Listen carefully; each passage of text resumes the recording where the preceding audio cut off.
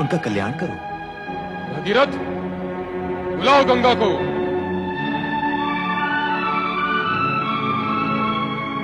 हे मां गंगे,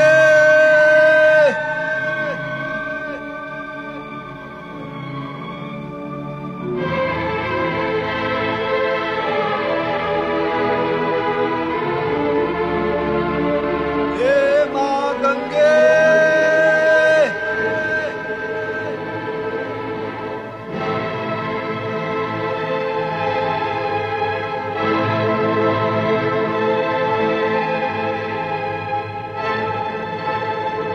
हे मां गंगे।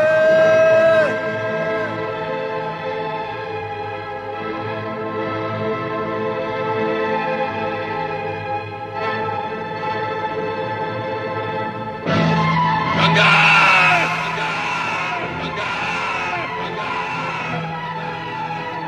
गंगा!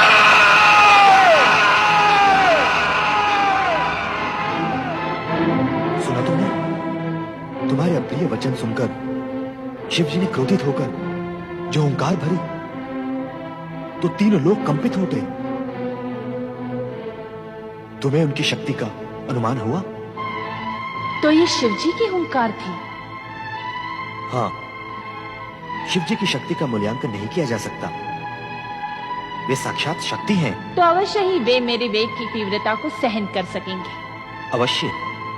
मुझे पृथ्वी पर कब जाना होगा प्रभु? शुभ और कल्याणकारी कार्य में विलंब क्यों? तुम्हें तुरंत पृथ्वी की ओर प्रस्थान करना चाहिए। आज्ञा दे जगदीश्वर। गंगा! गंगा! गंगा! गंगा!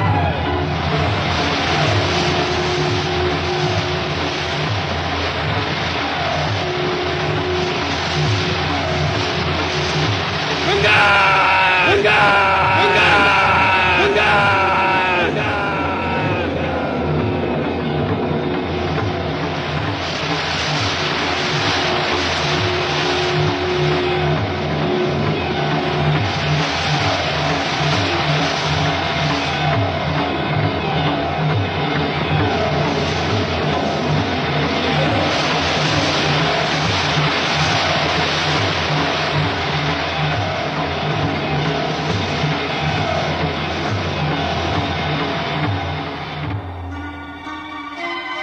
तुम्हारा ये तीव्र वेग तुम्हारे अहंकार का परिचय दे रहा है गंगा।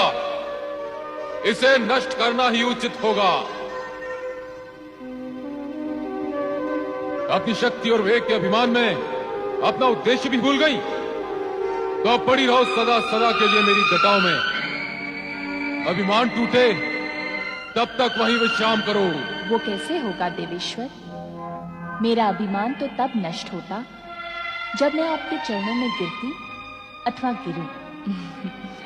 देवेश्वर, मैं तो आपके मस्तक पर विराजमान हूं। मेरे तो गर्भ में वृद्धि हुई है। ये क्या अनर्थ हो गया भोलेनाथ, ये क्या अनर्थ हो गया। आपने तो मां गंगा को अपनी जटाओं में बांध लिया। उन्हें धरती पर प्रवाहित करे प्रभु, उन्हें धरती पर प्रवाहित करे। नहीं भगीरथ नहीं, जब तक गंगा का अभिमान नहीं टूटता ये संभव नहीं। कैसा अभिमान भगवान, कैसा अभिमान। देखा नहीं तुमने? गंगा अपने प्रबल वेग और प्रवाह में हमें भी प्रवाहित करना चाहती थी। उसे अभिमान है कि जगत में कोई भी उसके प्रबल वेग के सामने टिक नहीं सकता। अभिमानी का अभिमान जगत के लिए विनाशकारी सिद्ध होता है। अतः गंगा का अभिमान टूटना अत्यंत आवश्यक है। किंतु देवादिदेव, मां गंगा जिस कार्य व उद्देश्य से पृथ्वी पर आई है उसका क्या होगा प्रभु? वे जगत का कल्याण और उद्धार कैसे करेंगी भगवान, कैसे करेंगी? भगीरथ, तुमने कभी सुना, देखा अथवा जाना कि किसी अहंकारी और अभिमानी ने किसी का उद्धार अथवा कल्याण किया है? निरंकारी और निराभिमानी ही हित और कल्याण करने की सामर्थ्य रखते हैं। ये कार्य गंगा के वश में नहीं, वो तो अभिमानी है। पर देवाधिदेव, जब तक मां गंगा आपकी जटाओं से बाहर नहीं आ जाएंगी तब तक ये कैसे ज्ञात होगा प्रभु कि उनका अभिमान भंग हो चुका है? अधिक तर्क करने की आवश्यकता नहीं भगीरथ। शिव, भगीरथ के साथ अधिक तर्क वितर्क में नहीं पड़ना चाहते थे, क्योंकि उन्हें ज्ञात था कि गंगा अभिमानी है। उसके इसी अभिमान को खंडित करने हेतु भगवान शिव ने उसे अपनी जटाओं में बांध लिया। जन कल्याण के लिए यह आवश्यक भी था, किंतु मां गंगा के पृथ्वी पर अवतरित न होने से भगीरथ के साथ साथ परमपिता ब्रह्मा भी दुविधा में घिर गए।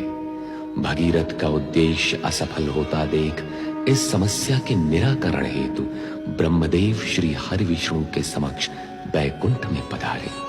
क्या आपको लगता है कि देवादिदेव मेरे कहने से मान जाएंगे और गंगा को मुक्त कर देंगे?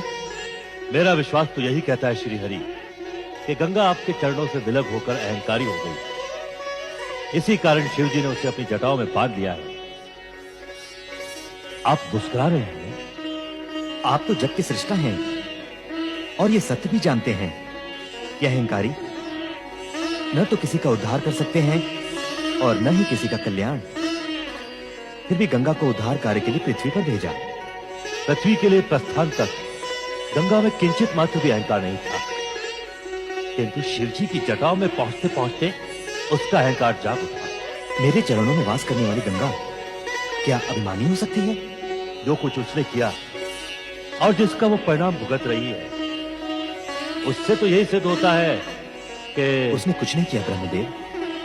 मेरे चरणों से विलग होने के पश्चात और धरती के तल पर अवतरित होने से पूर्व शिव जी के मस्तक पर विराम करने का सौभाग्य और पूर्ण लाभ उठाने के लिए ललायित थी, ताकि पृथ्वीवासियों को पवित्र कर सके।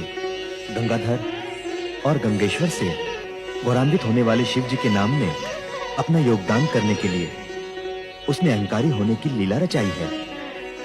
निरंकारी होकर ही तो कल्याणकारी हो सकती है। जिस सत्य का उद्घाटन आपने किया है उससे शिव जी तो परिचित नहीं है। चलिए उनके पास।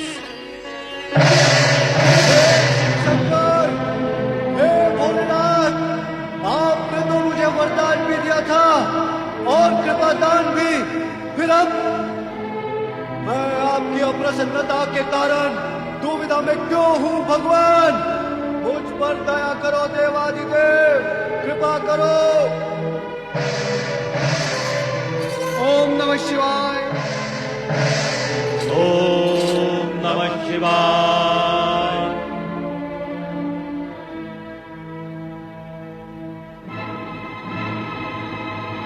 आश्चर्य, घोर आश्चर्य। गंगा उतरण हुआ ही और नहीं भी। नारायण नारायण। तुम बताओ नारद, तुम यहाँ क्या करने आए हो? मैं तो भगवान भोलेनाथ के दर्शन करने आया हूँ। श्री हरि विष्णु, आप और ब्रह्मदेव यहाँ किस प्रयोजन से पधारे हैं? ये तो आप स्वयं ही जानते हैं भोलेनाथ। हम तो आपसे प्रार्थना करने आए थे कि भगीरथ के प्रयत्न को सफल बनाए और गंगा को मुक्त कर दे। वो स्वयं मुक्त होना नहीं चाहती, अपनी लीलाओं में मुझे सम्मिलित कर मेरी जटाओं में आ बैठी है। किंतु वो स्वर्ग से यहाँ आपकी जटाओं में बैठने के लिए नहीं आई है भोलेनाथ। तो आप उसे ले जाएं, पुनः अपने चरणों में बैठाने के लिए। अब तो ये भी संभव नहीं है। भगीरथ, उसके पिता तथा पितामह का तप फलित होने का समय आ गया है। देवादिदेव, पापियों का उद्धार करने का कार्य भी गंगा ही करेगी। ऐसी स्थिति में न तो वो मेरे चरणों में रह सकती है और न ही आपकी जटाओं में। अब तो उसे पृथ्वी पर जाना ही होगा भोलेनाथ। कृपा करके गंगा को मुक्त कर दें देवेश्वर। हाँ भोलेनाथ, उन्हें मुक्त कर दें। माँ गंगा का दर्शन लाभ कराए भोलेनाथ। मैं तो स्वयं इच्छुक हूँ कि गंगा के भार से मुक्त हो जाऊं। मेरे भार से आप मुक्त कैसे हो सकेंगे भगवान? सारा जगत सदा आपको गंगाधर और गंगेश्वर कहता ही रहेगा। भगवान भोलेनाथ के नामों की संख्या क्या पहले कम थी? अब तो राजा भगीरथ ने उसमें वृद्धि कर दी है। आपके दर्शन पाकर मेरा और मेरे पूर्वजों का जीवन धन्य हो गया माँ, धन्य हो गया। और भविष्य में पृथ्वीवासियों का जीवन भी सफल होगा। नारायण नारायण। जाओ गंगा, भगीरथ का अनुगमन करके इसके पूर्वजों का उद्धार करो। पापियों का कल्याण कर भगीरथ के प्रयत्नों को सफल करो। और भविष्य में ऐसी कोई लीला न रच डालना जिससे देवगण कहें कि शिव ने गंगा को सिर पर चढ़ा रखा है।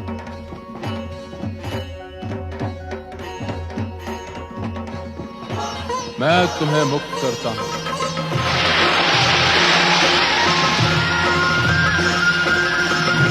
वो शिव जटा से गंगा धरती पावन करने निकली, वो शिव जटा से गंगा धरती पावन करने, सबके मन के पाप को धोने, धन का संकट हरने।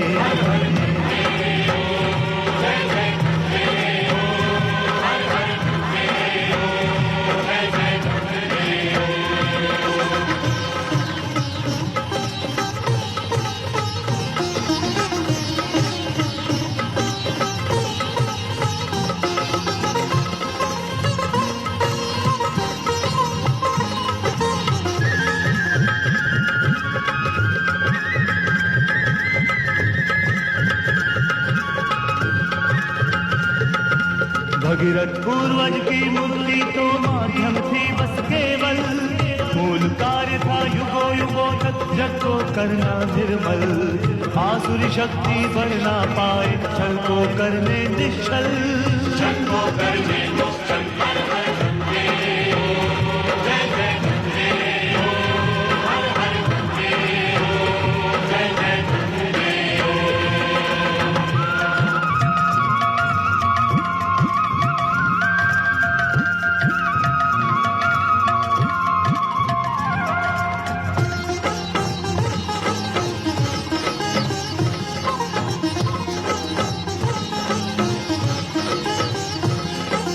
सर्वप्रथम गौमुख से चल के हरिद्वार में आई, आगे फिर प्रयाग के तट की शोभा आन बढ़ाई, रस बरसाती वाराणसी में ये काशी कहलाई।